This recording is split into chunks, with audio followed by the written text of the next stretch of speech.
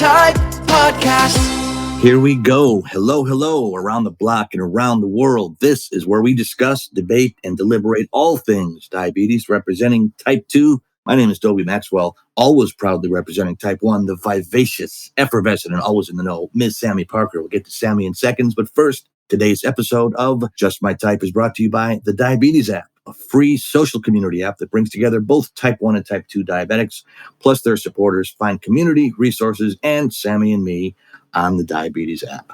Sammy, today we are going around the world to your time zone into the country. We've got a special guest, and I will let you bring her on. All right. Our special guest today is Miss Carla, and get ready for my mouthful of her title here. She's the director for the Center of Interventional Immunology and Diabetes Program. Did you get that, Dobie? Yeah, how can you put that on one little desk plate? I'll repeat it one more time. Director for the Center of Interventional Immunology and Diabetes Program at Benaroya Research Institute in Seattle. Hello, Miss Carla. And Bar and Grill. Hi, Carla. Thanks for being with us. Yeah, we do everything here, for sure. You are one young lady with a long title. I'm very impressed. It fits on a card, though. It's okay. Yes. Thank you so much for coming on and joining us. I'm excited to talk to you guys. It sounds like it's such a great program that you guys put on. We do keep it fun. There's so many overwhelming things and big words, and we just want to kind of make it real and human. And we we're lucky to have guests like yourself that do that. We'll do it today. Good. Well, put your finger on your nose if my words are too big and I need to regroup. Okay. No, it's all good.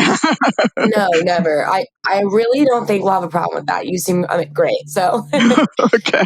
So Carla, can you kind of explain a little bit of what you do, maybe, just so the audience has a background here? Sure. So I'm actually a diabetes doc. So I do see patients who have diabetes, and my focus for 40 years, wow, can't believe how long. Did you start when you were 5? Yeah, when I was 5, was trying to predict and then prevent people from getting type 1 diabetes. And that's really the mission that I work on. It's interesting. So prevent for type 1 diabetes, because you don't hear that often. Right.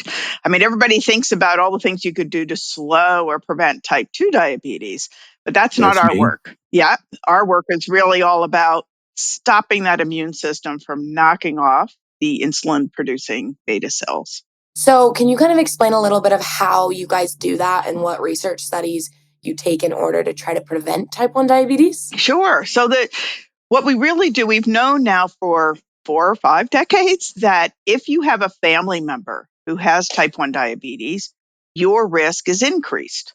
And because we knew that, we started doing studies many years ago of people who were family members to say, hey, how can we figure out which of all these relatives will progress to getting diabetes? All that long time ago research evolved into your tax dollars, in the US anyway, being spent for a program called Diabetes TrialNet. And Diabetes TrialNet is all about finding people who are at risk for diabetes by testing relatives. That was a lot of concepts in one sentence, but the whole idea is finding people. It's in the family. No, it was very helpful because my mom still has fears right now with my sister. She's like, anytime she starts, and she's 25, but anytime she starts to pee a lot, or she'll be like, oh my gosh, we need to go get tested. I'm like, this would just be a lot easier if we knew you were going to get it or if we could prevent it. Carla, I have a dumb question for you, but it's only one. Okay. What is the latest? And you have 40 years of experience. What is the oldest that you've ever seen anybody be diagnosed with type 1? Oh, people get diagnosed in their 70s. So, really? Yeah, it's absolutely false that type 1 diabetes is a disease of childhood. It is true that among the chronic diseases of childhood, diabetes is one of the most common. Right. Most common is asthma, but next, is diabetes. So it is true that kids get diabetes very frequently, but type 1 diabetes, which we really mean the immune system created diabetes, can occur at any decade. So something I found interesting, and I don't know if you guys have done any research trials on it or have found any studies, but in terms of COVID, I heard there was a correlation between COVID and an increase in type 1 diabetes. Now, I was also told this by my doctor, and they were like, we've actually had a study come out that there was a correlation, but I was curious if you guys had conducted any or had found any correlation there. or if that is a bunch of baloney.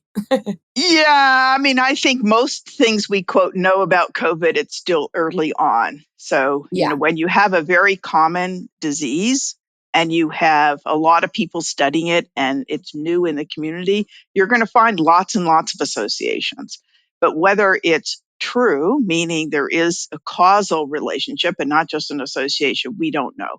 We do know, unfortunately, as COVID started and everybody was locked down, people were scared to go see their doctor. So we did have people waiting, right? Having Interesting. symptoms of high blood sugar for a long time, and they got really sick before they finally came into the hospital. So that was for sure a problem. But I think it's still quite controversial as to whether there's a cause relationship between COVID and diabetes. Yeah, that totally makes Yeah. sense. So, with TrialNet and when you guys are like have different, because I guess it's the screening test kits, right?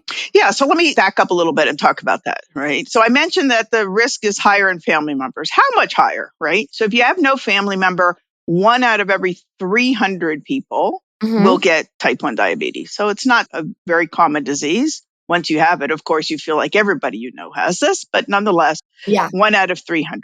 Now, if you have a family member, it's 1 out of 20. So about 5%. Yes, I remember being told that. Yeah, 1 out of 20. So you can look at that and say 95% chance the other family members will not have diabetes, right? Mm-hmm. But there is a much higher risk. 1 out of 20, right? You can do math. 20 times 15 is 300.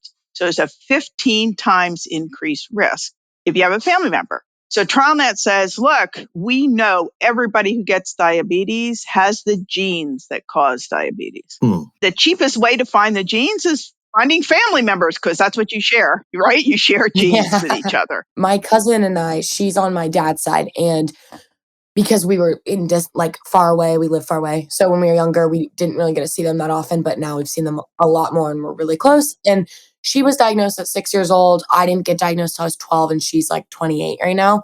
But it was crazy because we have the same gene with even like, so we both have type 1 Uh-huh. and then also we have 4 baby teeth Oh, in the same interesting. spot. Interesting. And so I was like, my dad was like, I'm pretty sure you guys have the same gene. I was like, me too. Well, there's certainly that family connection for sure. Yeah. Yeah, but it is interesting how genes are passed down because you hear that, but then there's other people who nobody in their family has it. Genetics are a funny thing, though. Don't you think it's a lottery?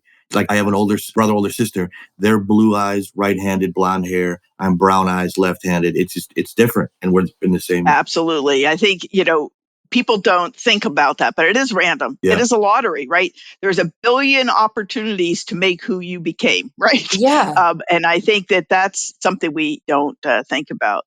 But to go back a little bit for the risk in families, one of the things is that not everybody who is in a family or not anybody who has the genes are going to get diabetes, right? Mm-hmm. So it's the genes alone doesn't cause diabetes, but genes have to be there.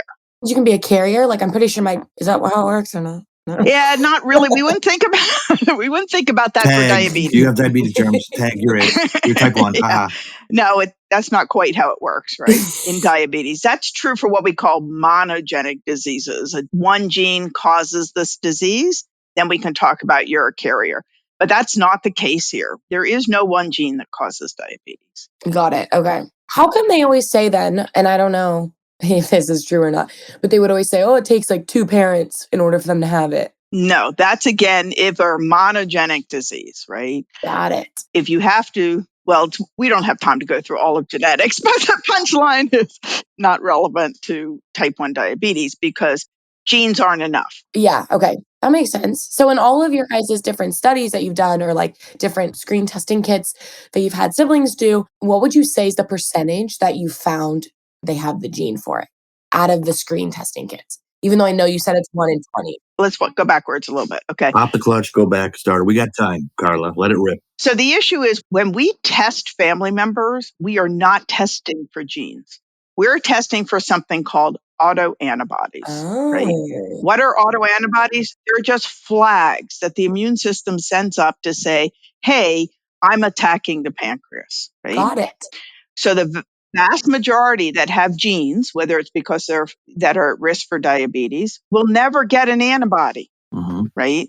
They don't have their immune system turned on to start attacking the pancreas. But once people do have their immune system starting to attack the pancreas, the immune system sends out a flag called an autoantibody, and we can measure that in people's blood. And so probably the most important advance over 40 years in understanding how diabetes develops, we absolutely can predict diabetes. Okay, let me say that again. That is like a major do thing, Yeah. right?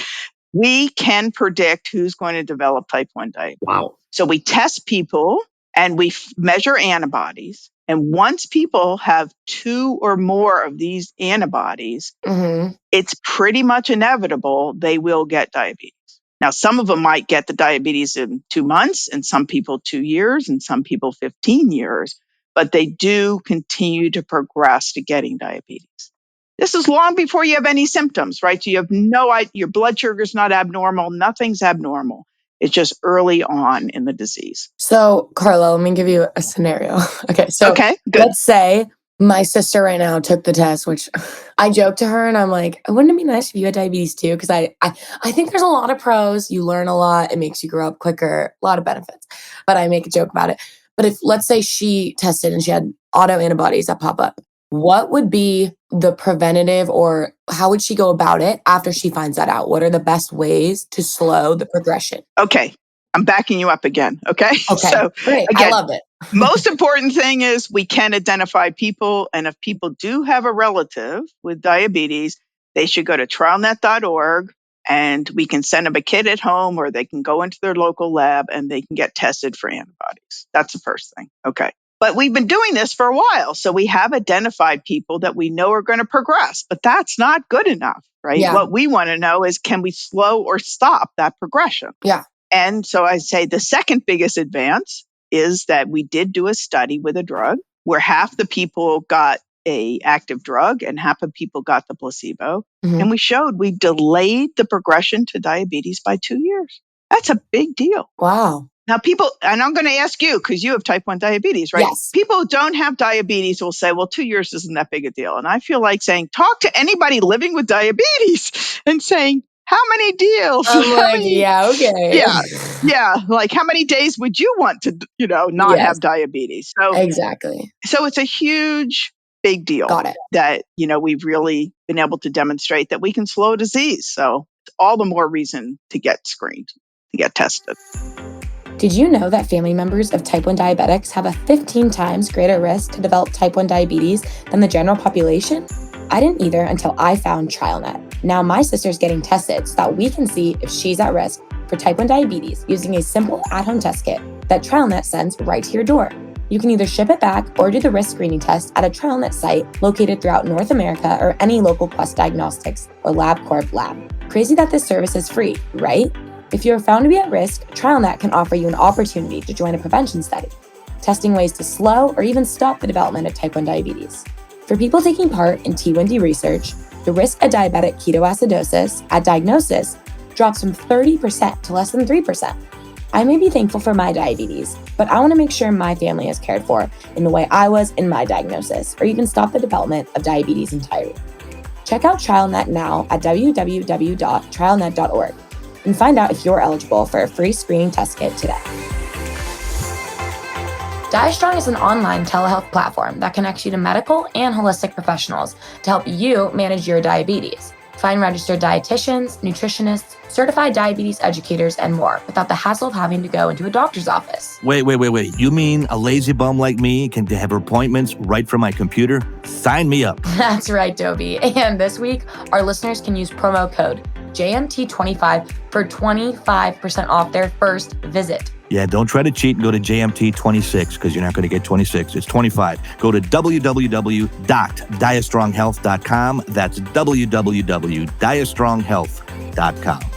So, Carla, as far as innovations that have come from your guys' different research trials, what would you say have been, I guess, any diabetes innovations, but probably the most helpful to those with diabetes through research and different trials? Well, obviously when you're a hammer, the whole world's a nail.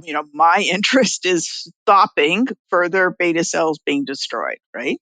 And there's now seven trials with different drugs that have shown we can slow the progression of disease. Now, is that good enough? No, right? We're just making progress, right? And many times people ask me, well, okay, I think it's really exciting about prevention and yada, yada, yada. But I've had diabetes 10 years. What does this have to do with me? And I want to make sure you and your listeners know it has a lot to do with you. Because if you've had diabetes a long time, you don't have very many beta cells of any left.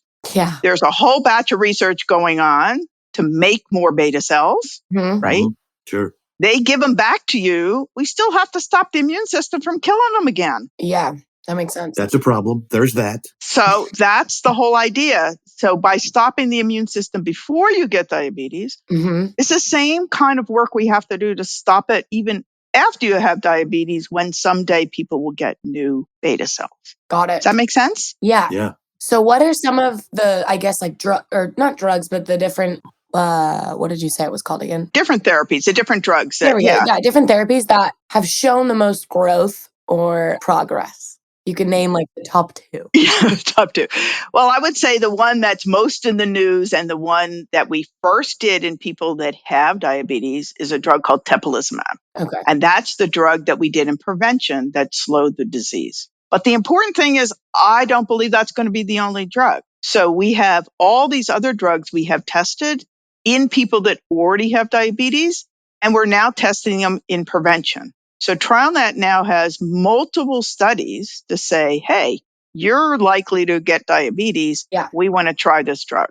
So there's a study ongoing with a drug called hydroxychloroquine, which hit the news a couple of years ago about the COVID myths, but just ignore the COVID part. This is a legit drug. It's been around for a long time, and it treats all these other people that live with other autoimmune diseases. So we know a lot about that drug. So that's one therapy. There's another drug, called Orencia or abatacept. If you ever see the ads on TV for people that have rheumatoid arthritis, it's like with butterflies flying in the backyard. Yeah. So that's that drug. Okay. So there's a whole list of them. And the idea is, even though we've now shown at least one drug can delay diabetes, all these other ones are likely to be beneficial as well.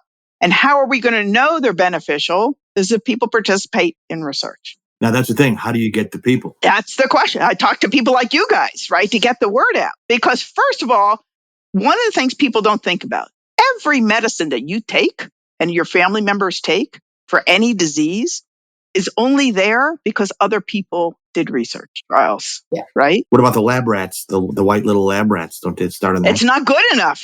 We can't go from rats to giving you drugs, You need right? human rats. We need human rats in the middle. No, we need human people in the middle. And one of the unfortunate things with all the burdens of people and families that are living with diabetes, you already have just taken care of diabetes. Yeah. And yet you're the families we need to participate in research, right?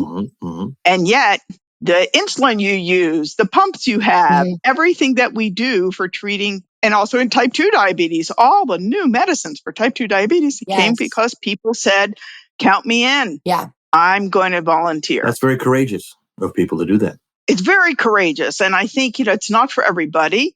So what we like to do in talking to people like you guys and getting the word out is to let people know, A, you have a family member with diabetes, you are at increased risk for getting diabetes. Okay, that makes sense. And that's the first thing. And second, we can test you, and we can test you for free. Got it. So are the different therapies that you said, are those like, how would somebody obtain those if they find this out? Would it be through you guys? Right now, they're all just for research. So you have to do it through research, right? Got it. Okay. So nothing's yet approved. There's rumors about one of the drugs might be approved sometime this year, but we don't know that yet. And we'll cross that bridge when we get there. This is an FDA thing? Yeah. FDA approved? Yeah, they have to go. There's got to be a lot of government red tape, I would assume. Well, it depends how you think about things. I think the FDA they have a hard job, but I can tell you that they're really serious people that take their job very seriously. And yes, it's challenging sometimes. Those of us that are researchers, we have to go through a lot, but it's there for a reason. Yeah. So when we do clinical research, for example, there's all sorts of ethical guidelines and frameworks about doing research. We can't just say, hey, cure, come see me. Yeah. There's all sorts of rules and guidance around it. Sometimes it seems like bureaucracy and paperwork, but it's really there to help protect everybody. But isn't it good, right? It's It checks is. and balances. So just these witch doctors don't start putting out stuff that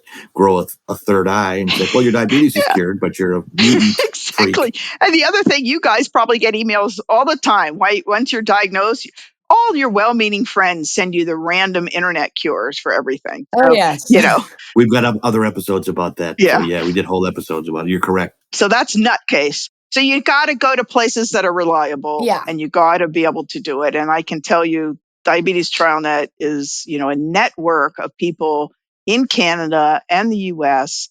And some other places as well, but primarily here in North America, who are experts, right, in identifying people at risk. Will give you the straight scoop about what does it mean to be in a trial, what does it mean to be at risk, and you get to know people. Carla, here, I got a quick question. I was just curious, where in the world is the most concentrated? I would assume North America is the most concentrated diabetics, but is that correct? Oh, interesting question. Type 1 diabetes, the highest incidence in the world are Finland, Sweden, Denmark, North America. Well, never would have guessed that. Scandinavian. And in the US, it's the Pacific Northwest where I live. Probably because there was a lot of immigrants from the Scandinavian countries, and therefore the genes are more concentrated here. On the other hand, that's the way it's been for a long time. But we know from more recent research that people that don't have any Scandinavian background or ancestry are increasingly getting type 1 diabetes as well. So there's more people of Hispanic origin that are identified as type 1 diabetes, and more African Americans that are having type 1 diabetes. We used to hardly ever see that. So there is something changing about the relationship between genes and getting disease. And that's why it's really important, for people listening to your podcast, right? It doesn't matter whether you have a Scandinavian background or not. If you have a family member, the genes are there. We want to screen you. We want to find out if you're at risk. Carla, in terms of current research, I don't know if you can give us the inside scoop or not, but what kind of research studies right now are you guys kind of conducting, or as far as like, what are you guys going to be doing in the future? Where are you headed? Where we're headed is to take all the information that we get and try to move towards, it's very trendy to say this, but it's true, personalized medicine. So what the heck does that mean? Yeah. That means I want to find the right drug for the right person at the right time, right? So we know about the disease progressing. It's possible that Joey, if I give them a drug at this time, is not going to respond, but Mary would. But if I give Joey a different drug, or if I give Joey a drug at a different time, it would be better. So all the work we're doing now is to try to better say, are you going to respond to this drug? Yeah. Are you going to respond to this drug now? And that's really super exciting. And I think that's going to be the whole next wave of research that we're doing, is to be more personalized. That's really cool. I think that's so big because I think in anything, even like with exercise or nutrition, like everything's so individualized and reacts so differently. And that's, I think, one of the hardest things with diabetes is I had an endocrinologist who just every time I brought up a problem or like I was more insulin resistant, I have adrenal PCOS. So I would say all these things and it was just like, would shoot me down. Like, no, or insulin doesn't cause this, or no, you just need to take more insulin.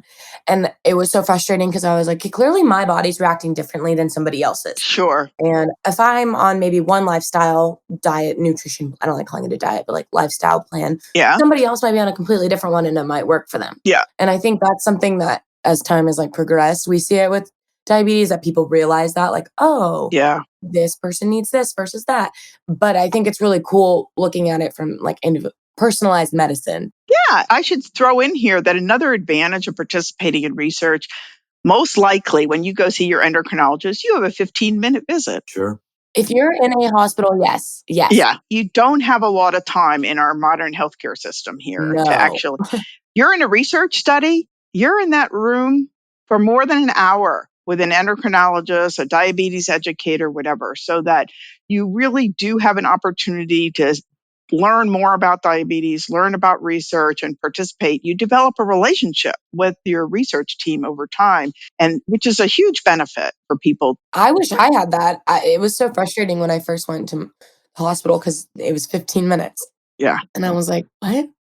I was like, "Is this a joke?" I was like, "Okay."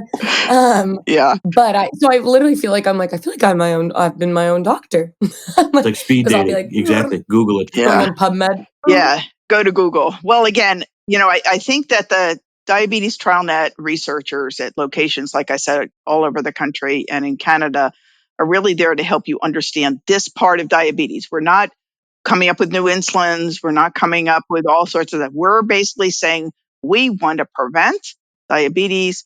We want to cure diabetes. We have to study people to be able to do that. Yeah. So awesome though. Dobie, I feel like I learned a lot. Did you? I always learn a lot. Carla, you are a very well-spoken and dynamic young lady. We appreciate that because, Yeah. again, you kept it fun.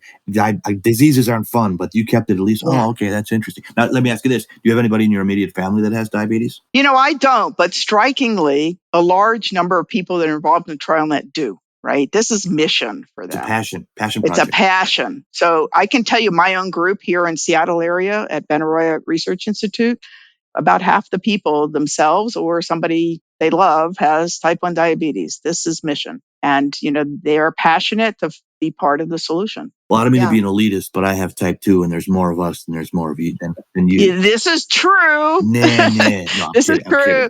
This is true, but let me throw in a jab back at you. Please do. Because it's such a big population, there's a lot of research by industry and other places coming up with better therapies. Type 1 diabetes is kind of a small circle. So we got to work together. Pre-diabetics are they outnumber us all. That's even a bigger one, right? But I'm just saying, let's work together and see if we can prevent type 1 diabetes. We got to wrap this one up, Sammy. This was a fascinating episode. Thank you, Carla. Yeah. Thank you, Carla. Well, guys, our question of the pod, I think it's only appropriate. The question of the pod is going to be, would you participate in a research trial? Dobie? I would if I got a T-shirt and a meal. Dobie? No, we don't give you food. We'll give you a T-shirt and a hat. Oh, I'm in. Carla, I feel like you would say yes too. Yeah.